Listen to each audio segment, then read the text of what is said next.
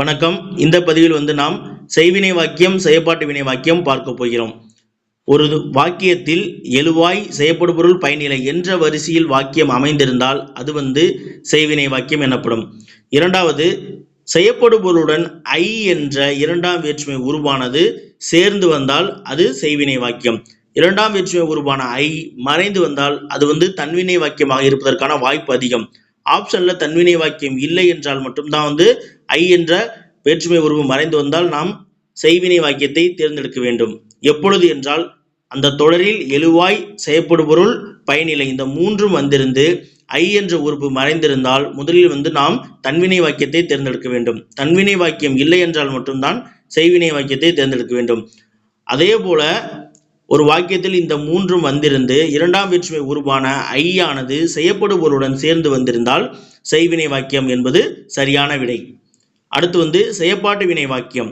செயற்படுபொருள் முதலாவதாகவும் எழுவாய், பயனிலை என்ற வரிசையில் வாக்கியம் அமைந்திருந்தால் அது செயற்பாட்டு வினை வாக்கியம் எனப்படும்.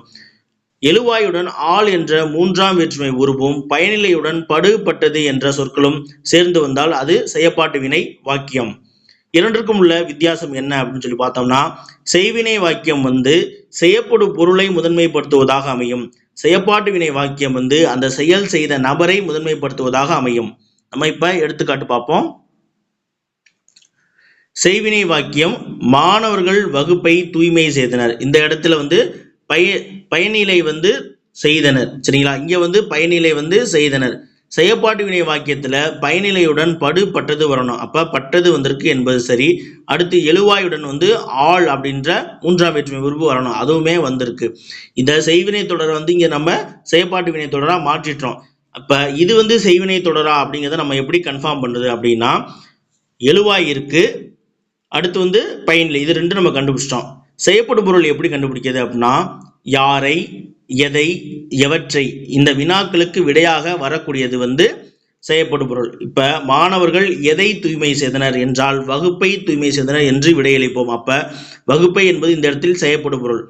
இரண்டாவது, இந்த தொடரை நீங்கள் கவனித்தீர்களானால் மாணவர்கள் வகுப்பை தூய்மை செய்தனர் என்று இந்த செயற்படும் பொருளை இந்த தொடர் முதன்மைப்படுத்துகிறது. இங்கே செயல் செய்த நபர்களான மாணவர்களால் அப்படின்ற மாணவர்களை செயற்பாட்டு வினை வாக்கியம் முதன்மைப்படுத்துகிறது. சரிங்களா? அப்ப செயல் செய்த நபரை முதன்மைப்படுத்தினால் செயற்பாட்டு வினை வாக்கியம், செயற்படும் பொருளை முதன்மைப்படுத்தினால் செய்வினை வாக்கியம். சரிங்களா?